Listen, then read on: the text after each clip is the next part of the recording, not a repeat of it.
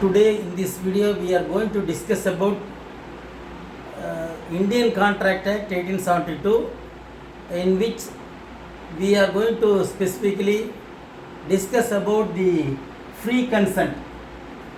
Free consent means the consent given is free.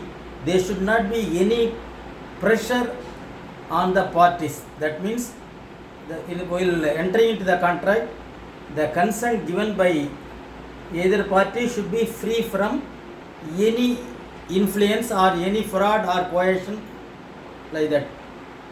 So தமிழிலே அழுத்தமில்லா ஒப்புதல், that is it is dealt in section 10 of Indian Contract Act. The question is, what do you understand by free consent, and the state, the situation in which the or when the consent of the party is not free. So when the consent is not free, that we are going to say, that means free from all these things, then it is a free consent. So we are going to talk about four things. In that situations, if the consent is given, that is not free.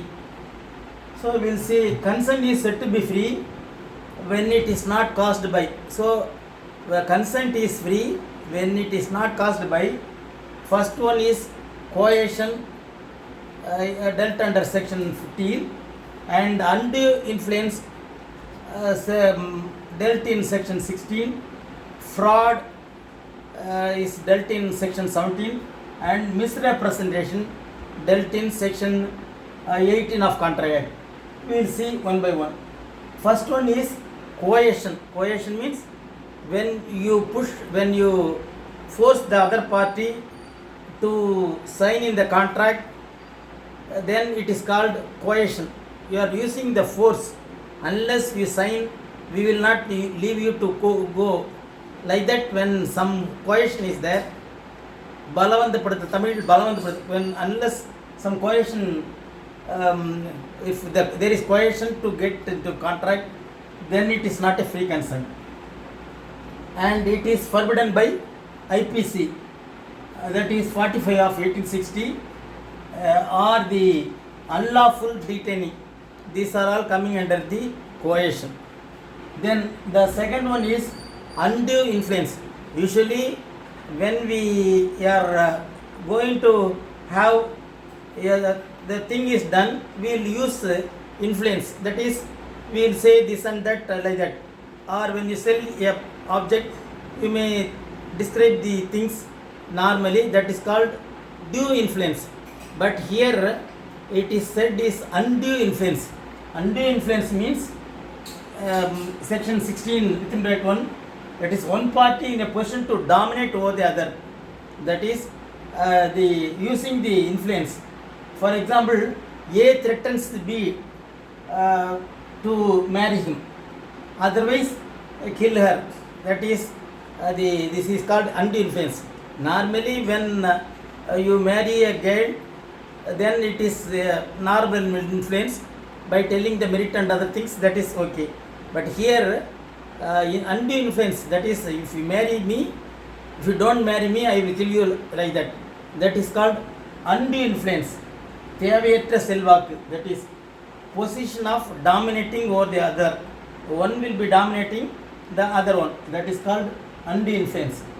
Then we will move on to fraud, that is in Tamil it is called mosadi. A sells by auction, and the horse which A know to be unsound. So A sells by auction to B a horse which A knows to be unsound. That is A know very well that the horse given by auction is not sound, it is unsound. That is called fraud. Suppose if somebody sells a diamond necklace, originally it is not a diamond necklace, but it is a imitate diamond, then it is called fraud. Sometimes if they sell a gold with 14 carat by telling 22 carat, these are all fraud. These are all coming under fraud. So A sells by action to B, and the horse which A knows to be unsound. Then next one is misrepresentation. Misrepresentation means normally representation is always accepted in any deal. Here misrepresentation means that is normally something they may attribute to some the present one is called misrepresentation. This is a representation when wrongly made. Innocently is called misrepresentation. That may be innocently also. That is called misrepresentation. Wrongly made a representation when made wrongly, then it is called misrepresentation. Then it is divided into two, or it can be a mistake of fact, or it can be mistake of law. Mistake of fact is, that is actually we may not be knowing the fact, but mistakenly if we say something, that is called mistake of fact. For example, when you go to the library, you are having a laptop. While coming, you are taking the laptop of others, thinking that it is yours. This is mistake of fact. So mistake of fact is usually excusable, but mistake of law, that is does not give right to parties to set aside the contract. So this is a serious issue. Mistake of law is a serious issue when what the law, contract law says, that that has to be abide by the parties. Then if it is they didn't abide the law, then it is mistake of law. It doesn't give any right to the parties to enter into the contract. Say, for example, suppose you should not go by this way, you should not take right hand like that, and some rule is there. If you are taking right hand there, then it is a mistake of law. Like that in contract also, if there is a mistake of law, then it is not a valid consent or a free consent. So under these four circumstances, if they have entered into a contract, then it is not free consent. It is with the consent obtained with some force. That's why if all these four things are not available in the consent, then it is said to be free consent. Again, to coercion means பலவந்தப்படுத்தல் in Tamil, undue influence தேவையற்ற செல்வாக்க பயன்படுத்தல், fraud மோசடி செய்து கான்ட்ராக்டை பெறுதல் அல்லது ஒப்புதலை பெறுதல், misrepresentation தவறான பிரதிநிதித்துவத்தை மீது ஒரு சம்மதம் பெறுதலை,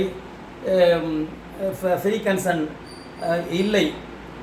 So in these four so the consent should be free from all these four.